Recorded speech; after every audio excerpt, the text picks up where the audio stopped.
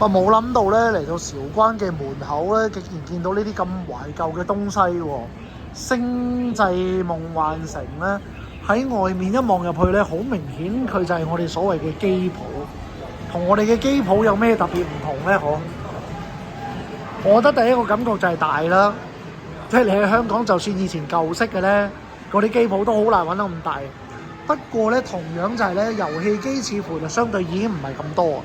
夾公仔機咧已經佔咗大概有1/3嘅位置啦。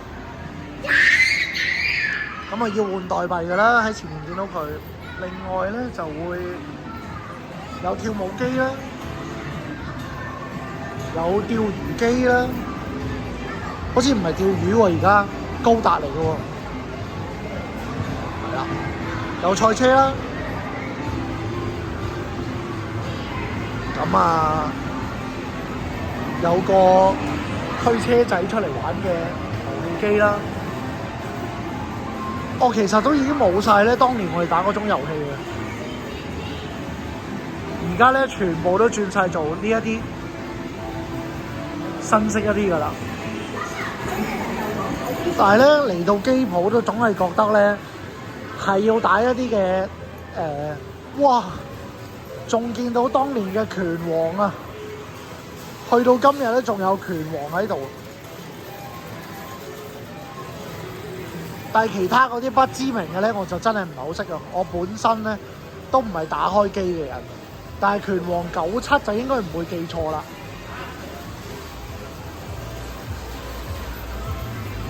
籃球機啦，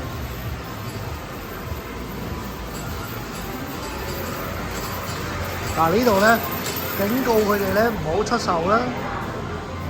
好咧，係倒賣金幣啦！如果唔係就會報警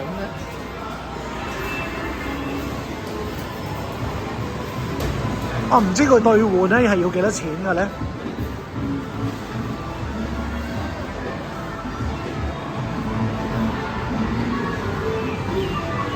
拍翻條片講翻15秒咧就有嘢送添喎。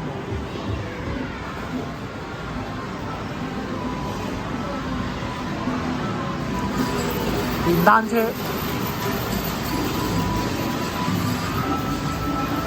槍擊 game， 頭先個小朋友跳得好叻嘅跳舞機，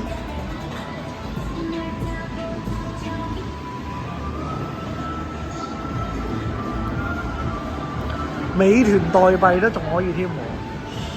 呢啲係點換嘅咧？其實？